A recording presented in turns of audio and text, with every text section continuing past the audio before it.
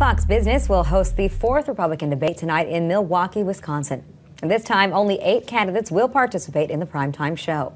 New Jersey Governor Chris Christie and former Governor of Arkansas Mike Huckabee have been relegated to the kids' table, leaving behind Donald Trump, Ben Carson, Marco Rubio, Jeb Bush, Ted Cruz, Carly Fiorina, John Kasich, and Rand Paul. So what can we expect? Well, joining us now are Benjamin Shapiro, editor-in-chief of the Daily Wire, Demetrius Minor, the author of Preservation and Purpose, The Making of a Young Millennial, and Capri Cafaro, the state senator from Ohio. So I want to thank you all for joining us today. And, Thank you. First things first, what we have to acknowledge here is that it is a different network that is hosting the debate this evening, which means there will be different moderators. And so far, Fox Business seems to be saying that they want to be the anti-CNBC. Moderator Neil Cavuto told Politico, quote, "My goal is to make myself invisible, that I'm not the issue, that we're not the issue. The answers to what we're raising become the issue." And Maria Bartiromo echoed that thought, saying, "After that CNBC debate, I realized I knew my marching orders. It was clearer than ever what my marching orders are, and that is to help the viewer, help the voter better understand what each candidate's plan is. Is it a realistic plan? Can it work? And how is it different from the next guy or gal? And that's what I plan to focus on." Ben, do you think, A, that they can deliver? And what is it exactly that they need to do differently to make it not like the CNBC debate? Well, I mean, the first thing they need to do differently from the CNBC debate is not be partisan hacks. But, I mean, aside from that, it would be good if they just ask straight questions about economic plans as opposed to gotcha questions about why are you even on the stage, or why is your economic plan economically illiterate, or all the various sort of phraseologies that John Harwood and the various other Betsy Quick and the rest of the folks at the CNBC debate were doing. I think that's their goal. I think that what we're seeing right now is that the candidates in the RNC have basically said the first few debates have not served the purposes of the Republican Party. They've served the purposes of the networks. The networks made lots and lots of money with big ratings over these debates, but the party has basically looked, like a clown car. And one of the reasons it's looked like a clown car is because when the people driving the car insist that everybody in the back dress up like a clown, there's not much that anybody can do about it. Well, Neil Cavuto did have a warning, however, for the candidates. He told the Washington Post, quote, "I understand candidates getting annoyed, but they better be careful about looking like whiners and babies." That's right. Senator Cafaro, what do you say to that? Because there is a line to be drawn between asking bad questions, but also the candidates having to be able to deal with answering tough questions. That's right. I mean, and this debate is incredibly important because obviously it is supposed to be focused on the economy being always the leading issue that the American people and the American voters want to hear about, whether you're Democrats or Republicans. But we have to acknowledge these people want to be the commander-in-chief. They want to have the top job in the most powerful country in the world. And if you can't deal with some moderators, political hacks or not, you're not going to be able to deal with Putin. You're not going to be able to deal with ISIS. You're not going to be able to deal with, the real job of being president of the United States. So I think Cavuto is right on. And I will say this, I'm a Democrat, but I have a lot of faith in Fox Business and Maria Bartiromo and Cavuto in particular. They are pros. They came from MSNBC. They know their stuff, and I think they're going to keep it on task, even if there are clowns in the car. Yeah, they came from CNBC, is what they came from, and then hence, I'm sorry, I meant to say CNBC. But I knew that's what you were saying. Hence how interesting it is to see them now kind of criticizing their former colleagues. But the other thing aside from obviously the moderators being able to control the flow of the debate and the types of issues that are being brought up, is the moderators and the networks themselves. To be fair, they are very much playing kingmaker here as to which candidates get how much airtime. And so I just want to go through the rules that Fox made for tonight's debate. To qualify for prime time, a candidate had to score 2.5% or higher at an average of the 4 most recent national polls, and candidates scoring under that had to receive at least 1% support in at least one of the 4 most recent national polls to qualify for the 7 p.m. debate. And so the 4 polls that were used were conducted by Fox News, Investors Business Daily, Quinnipiac, and the Wall Street Journal and NBC. Demetrius, do you think that this system is fair? Especially if they're using their own polling. Well, absolutely. And I want to echo what New Jersey Governor Chris Christie said, too, about when he found out that he was demoted to the quote-unquote kiddie table. He says, well, I'm not going to whine about it. I'm not going to complain about it. Of course, it's debatable to which polls are used, and it's questionable on some polls, the validity of it. But at the end of the day, these people are trying to occupy the highest office in the land. And they have to show that they can't be complainers, they can't be whiners, they have to go with the flow. They have to accept the narrative of the debate. They can also stand firm on their policy positions. They can also stand firm on what they believe in. But they're going to have to be able to handle the media. They have to be able to handle the outline and the criteria for this debate, because it shows character. It shows what they're made of when things may not go their way. So it's very important for them to handle that with integrity and with class. Can I jump in here just real quick on this issue of polls? Sure. Because while I do think that it's fair as far as, if you can't hack 1% in a poll, I mean, you need to have some, serious come to Jesus discussions on whether or not you should be running and continue to run for president of the United States. That being said, I think that the real question is not necessarily, whether or not whose polls they're using, but national polls versus primary state polls. And whether or not, because that's been something that has been talked about in some of the previous debates, is should we be focusing on the performance specifically in early primary states versus these average of national polls, which are not necessarily reflective or indicative of, the success that is needed in order to go on to secure the nomination. Well, let's talk a little bit about who really needs to perform and show up tonight. If you look at recent polling, Ben Carson is at the top of the pack. And here we have one, too, that just looks at favorability ratings among Americans. And, and Ben Carson is far and away has the highest percentage there with Marco Rubio just a little bit behind him, too. And, of course, Trump just second behind him as well. So, Ben, what does Ben Carson need to do tonight in order to have this debate go his way? Because he has been having a difficult time, and that there's been a lot of critique coming at him about exaggerations, lies about his past and what he's written in his book. And at the same time, just if you are the front runner, then everyone's going to be looking at you.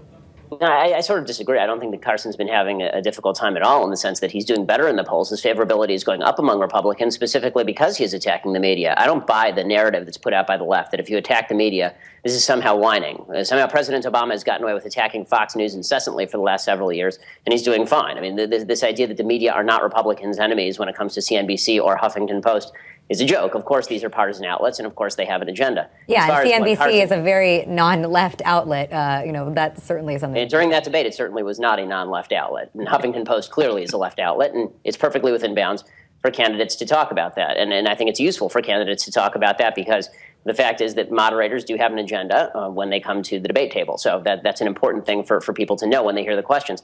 When it comes to what Carson has to do tonight, the difficulty for Carson is going to be that he actually can't attack the moderators. This is a tried and true Republican tactic over the last few years, has been going after moderators who ask bad questions. If the questions tonight are solid and down the heart of the plate in terms of basic questions about economic policy, that's actually where Carson has flubbed a bit. If you watch him in the previous debates, anytime he gets to the specifics of his policies, that's where he starts to have trouble. When he can talk about kind of general tactics of the media in their attempt to slander him, then he's on really solid footing. I mean, there's no question that last week he's risen in Republican estimation, specifically because of all the failed attacks on him and the supposed exaggerations and lies that nobody on the left has been able to back up. Well, his own campaign admitted that they lied about the issue of West Point, right? That what was written in his biography. Yeah, his own campaign said that he never actually applied for a scholarship. And in order, listen to me, please. His own campaign admitted that they never applied for a scholarship, or that Ben Carson never applied for a scholarship. And Politico had to revise both its headline and its lead and issue an editor's note. See, this is the sort of thing where Ben Carson is insolid. I hope that you and the media continue to do this. The more you do this, the more you discredit yourselves, and the more people in the Republican field get to attack the media, which, frankly, I enjoy much more. I'm a member of the media, a member of which you are, Ben. Let's also just point out you are also a member of the so-called media here, but not the mainstream media. I'm an opinion journalist on the right. I'm very clear about my agenda. You aren't. I'm very clear about my agenda. I have absolutely nothing to hide.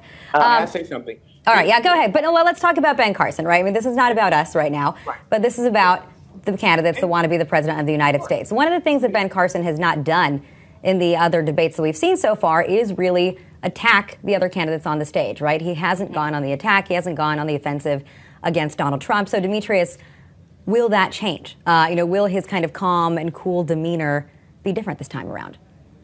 I don't think he needs to attack his other candidates. Ben Carson's going to be riding pretty high. He's raised last week alone $3.5 million with 80,000, close to 80,000 new donors. So obviously, the media hit job on him has benefited him in his campaign. Yep, that's right. So he's going to be riding high. He does not need to attack other candidates because right now, Ben Carson is also not only the outsider, but he's the anti-Donald Trump. Once he starts attacking his candidates, attacking his fellow candidates, he's going to come across as being Donald Trump and is going to turn a lot of people away. I echo Ben. He needs to focus on economic policies, specifically proposals. He needs to stick to talking about jobs in the economy and how we can make that work for all Americans.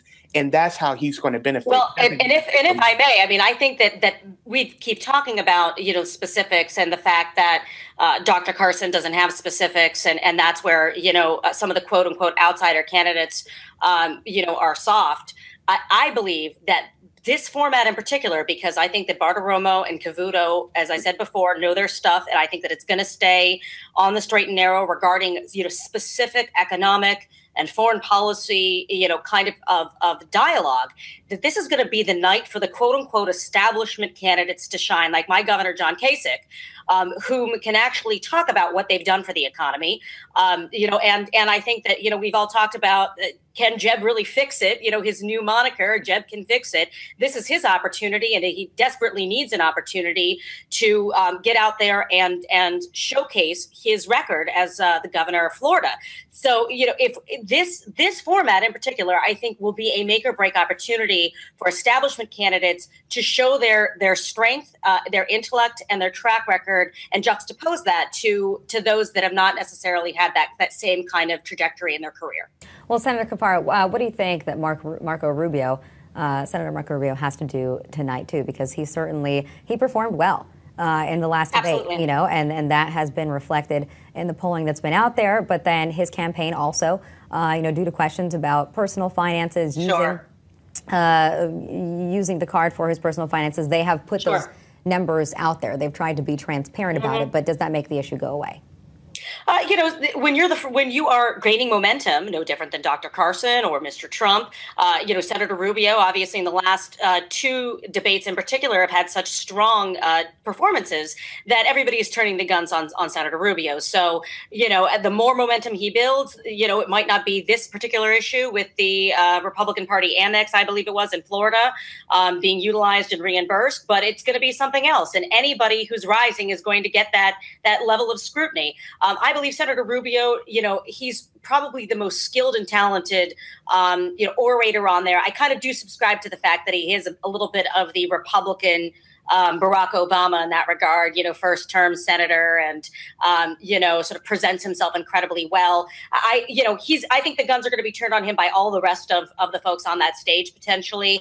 And if he can continue to deflect and reshape the message just like he did against Jeb Bush in the last debate, I think he's going to be just fine. I think the people to watch are to see what happens to the lower tier guys, the bottom four on this. I think the top four are going to continue to hang steady unless there's something totally disastrous that happens. And the bottom four, they're either going to drop down or they're going to surge. Well, it's interesting, too, because Marco Rubio and Jeb Bush, of course, now there is this kind of rivalry going on between the two of them. And so Senator Rubio decided to remind people of what Governor Bush used to say about him before this rivalry came into existence. Take a look. What Marco has, I think, is something that the Republican Party needs to have, which is a hopeful, optimistic message based on our principles. I'm a huge Marco fan. He's probably the most articulate conservative on the scene today, and the fortitude to be a good president. So proud of his high voltage energy. I'm so proud of his enthusiasm. I'm so proud of his eloquence. I'm a huge Marco fan. I'm Marco Rubio, and I approved of this message. Ben, how awkward is the whole Jeb versus Rubio relationship at this point? Is it benefiting either one of them, or is it benefiting the Bush campaign at all to continue to hit Rubio? Nothing benefits the Bush campaign at this point. He's a dead man walking. He may not know it, but awkward exclamation point is a better motto for his campaign at this point than Jem exclamation point, because everything that he does is just wildly awkward, from labeling Supergirl hot to talking about whether he would kill baby Hitler. There's just nothing that he can do that is in any way helping him here. And you're not going to see any recovery here. Honestly, I'd be very shocked if there's any major change in the polling after this debate. I just don't see any room for anybody to really go up, or room for anybody except for maybe Dr. Carson to drop significantly if Carson makes a boo-boo because he's not really fluent on his own policies. I think that everybody else on the stage basically knows what they're doing. We know what they can do. Trump is Trump, and his supporters love him, and his detractors hate him. And no matter what he does, Donald Trump will be considered a winner by his people who love him, and he'll be considered a loser and a huge loser by the people who despise him. So well, I don't really forget, don't think he's going to make a break. The economy could be, he's obviously a successful businessman, and so this could be, an even stronger performance for Mr. Trump, no matter what. Well, but he's not going to get as much of an opportunity to throw some gut punches, because the one thing that Trump has really done so well in the previous debates is anytime somebody slaps at Trump is, I've termed him the fat lion. You poke him too much and he tries to eat your face, and that's kind of what Donald Trump waits for in these debates. He waits for somebody, a moderator, another candidate to attack him, and then all of a sudden he leaps across the podium for the kill. I don't think you're going to see that same sort of thing. The debates where Trump has done the worst are the ones where he looks the most sober. The ones where he's not Trump are the ones where he hasn't benefited very much, because if he has to talk policy proposals and he's talking Atlantic City, I think we've all heard his talking points at this point. Yeah, well, he does sometimes show that he has a very thin skin, but where Trump differs with some of his Republican colleagues, though, is exactly in his tax plan, right, or what he has to say about raising taxes on the wealthy. And so I just wonder, too, Senator, do you think that certain issues like the fast food strikes that are going on today, did you think that anything like that is going to make it? Yeah, the fight for 15, fighting for a minimum wage of $15. Do you think that is going to make it into this kind of a debate? It may. The issue of increasing the minimum wage has made cameo appearances in previous debates. There are, folks that are competing for the Republican nomination that have spoken to this issue and have actually been for increasing the minimum wage. So, seeing the fact that the Fight for 15 folks are outside the Milwaukee theater, where we are here, I'm actually in Milwaukee right now. I would surmise that at least the discussion around whether or not it is valid to increase the minimum wage, and if so, how, and if so, by how much, is certainly a likely contender for a question this evening. By the way, I forgot I did have some Trump tweets here. This one's from Donald Trump saying Marco Rubio is totally weak on illegal immigration and in favor of easy amnesty. A lightweight choker, bad for the USA. That's his new line, or his new dig. And he also said, if I become president, we're all going to be saying, quote, Merry Christmas again. Demetrius, I want to bring up Carly Fiorina, because she has performed very strongly in other debates, and that's what originally got her onto that big stage from the smaller stage, or I guess the first stage, since it was the same stage. But I feel like her argument very much is always the same thing. And in her closing remarks at the last debate, she basically just said, I will be the anti-Hillary Clinton. Is that enough? What else does she have to prove? Well, I like the message of being the anti-Hillary Clinton. Hillary Clinton is obviously, unless something significant changes, which I don't see, will be the Democrat nominee for president. So she has to contrast herself from Hillary Clinton, which, by the way, very. So does everybody else. Yeah, it just seems like a very limited argument, saying I'm the only woman on the stage, so I will be the anti-Hillary Clinton. Well, she has talked about the economy. She's talked about zero-based budgeting. She's talked about her tenure at HP in the private sector and how she will bring that up front if she's elected as president of the United States, as far as the economy is concerned. Carly does well in the debates. She's consistent, she's firm, she's direct, but like all the rest of them, she has to expound more on her proposals and her policy ideas for the United States. And by the way, shame on the Hillary Clinton for not speaking up when a male person in the audience today talked about strangling Carly Fiorina. Hillary Clinton just laughed it off and said, I won't hang around you. And that's another thing as far as contrasting how the media covers the left when it comes to things like that. Because if that was on the GOP side, just like we've heard about the ridiculous attacks on Ben Carson, we'd be hearing about it 24/7. I don't know if that's true. Yeah. Oh, it's totally true. You did hear about it 24/7 when Donald Trump refused to say anything about Barack Obama being a Muslim. You remember this? I mean, this actually happened at a Trump rally, and Trump didn't say anything about it, and it turned into the news cycle for a full week. Right? Hillary Clinton laughed when somebody says that. There's still time. I mean, right now, the news cycle is being dominated by this evening's debate. Let's see what happens tomorrow. Yeah. I'd be surprised if it doesn't I'm come sure up Fox News will make it one of its lead headlines, for the next couple of days. Or and I'm as sure much out of Huffington the Post stories will. they can. Well, and Carly may just bring it up tonight, too. Well, what about, Ben, what about Rand Paul? What about Ted Cruz? We haven't talked about either of them yet. Rand Paul really just kind of seems to be falling to the wayside here. All throughout this, kind of election cycle. And Ted Cruz is still managing, to somehow get a lot of attention. What is it that he has to offer that really differentiates himself from the other candidates on that stage? Well, Cruz has the most consistently conservative platform in the field. I mean, he's somebody who's been extremely ideologically consistent when he's in the Senate, and he can stand on that. I think that you'll hear him talk a lot about Obamacare tonight, for example, because of obviously his attempt to defund Obamacare in the United States Senate. I think that Cruz, like Rubio, basically is going to seek to maintain in this particular debate. Rand Paul is the one who needs to make a move. If he wants to be known as anything in this field other than the drones and pot candidate, eventually he's going to have to do something. And if you're Rand Paul, then the place where you can really make a dent could be in a debate like this, where you take a very hard libertarian stance on what government should and should not do, and you contrast it with some of the more big government candidates on the stage, like John Kasich, for example. I think that Rand's campaign is flagging. I think that his campaign will probably be one of the first to end because he's going to be running a competitive Senate race. So if he's got to make hay while the sun shines, and the sun ain't shining for long here. Well, I just got to say, John Kasich is not a big government guy. I mean, Medicaid expansion, we can have that discussion all day long, but here's someone who took a failing Department of Development, created a nonprofit corporation. He's reduced taxes year on year. I mean, he has He's expanded school choice in the state of Ohio. It's significantly expanded school choice in the state of Ohio. I mean, so to label him a big government guy, I think, and I have worked compared with to the other Governor Kasich Republicans, for there's 5 no years. question he's bigger government than the other Republicans, is there? I mean, Chris is there any Christie? question? Chris Compared Christie? to the other. Oh, no. I mean, Christie is also a bigger government Republican, and he's not on the main stage. On the main stage right now, tonight, John Kasich is the biggest government Republican on that stage. Well, I would actually look at Maybe Trump.